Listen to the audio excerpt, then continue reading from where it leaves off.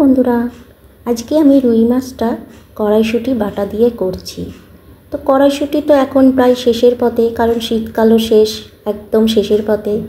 তাই এই রেসিপিটা একবার হলেও করে বাড়িতে খেয়ে দেখো। তো চলো শুরু করে দিই কী করে করলাম। প্রথমে আজকে রুই মাছ আমি 5 পিস নিয়েছিলাম। সেটাকে ভালো করে ধুয়ে নিয়ে তার উপর নুন হলুদ দিয়ে ভালো করে মাখিয়ে আমি 10 মিনিটের জন্য সাইডে রেখে দেব।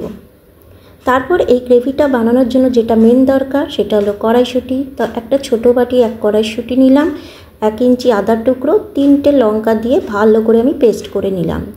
ঝালের পরিমাণটা তোমরা তোমাদের মতো দেখে নিও। কেউ যদি একটু বেশি খাও তো বেশি দিতে পারো, কেউ যদি কম খাও কম দিতে পারো। তারপরে আমি কড়াই বসিয়ে ওতে সর্ষের তেল দিয়ে তেলটা গরম হলেই এক এক করে পিস মাছেরগুলো আমি ভেজে নেব।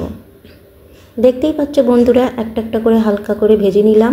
আমি এই মাছগুলোকে খুব কড়া ভাজিনি, হালকা করে ভেজেই আমি সব মাছগুলোকে এক সাইডে তুলে সরিয়ে রাখলাম।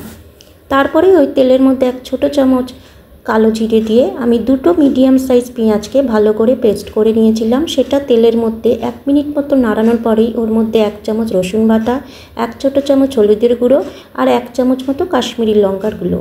এখানে আমি 2 চামচ দিয়েছো, দেখতে পাচ্ছ কাশ্মীরি লঙ্কার গুঁড়ো, কারণ আমার চামচটা খুবই ছোট। তার মধ্যে অল্প করে জল দিয়ে নাড়িয়ে নিলাম যাতে মশলাগুলো জ্বলে না যায়। তারপরেই আমি কড়াইশুঁটি পেস্টটা ঢেলে নাড়াতে থাকলাম। 2 মিনিট মতো নাড়ানোর পরেই এর মধ্যে আমি দিয়ে দেব 1 চামচ পরিমাণ জিরের গুঁড়ো, 1 চামচ ধনের গুঁড়ো। দেওয়ার পরে মশলাগুলো দিয়ে ভালো করে কড়াইশুঁটির পেস্টটার সাথে নাড়তে থাকলাম। নাড়তে নাড়তে দেখতে পাবো সাইড থেকে একটু তেল মতো বেরিয়ে আসছে। সেই সময় আমি পরিমাণ মতো জল ঢেলে দেব। হ্যাঁ বন্ধুরা, জলটা একটু বুঝেই ঢালতে হবে, কারণ কে কীরকম খাবে। এখানে আমি খুব হালকা করে ঝোল করব না, একটু ঘন ঘন ভাব থাকবে। সেই জন্য আমি সেই পরিমাণ মতো জল দিয়ে পেস্টটাকে ভালো করে জলের মধ্যে নাড়িয়ে দিলাম। আর এই সময় দিয়ে দিলাম 2টো ছোটো সাইজের টমেটো লম্বা করে কেটে দিলাম, আর 3টে লঙ্কা আর স্বাদ মতো নুন দিয়ে রেখে দিলাম যতক্ষণ না পর্যন্ত গ্রেভিটা ফুটছে ভালো করে। গ্রেভিটা যেই ফুটে উঠলো এর মধ্যে এবার দিয়ে দেব ভেজে রাখা মাছগুলো। টমেটোগুলো আমি আগে দিইনি, জল দেওয়ার পরেই দিয়েছি, যাতে দেখতেও ভালো লাগে, খেতেও একটু অন্যরকম লাগে।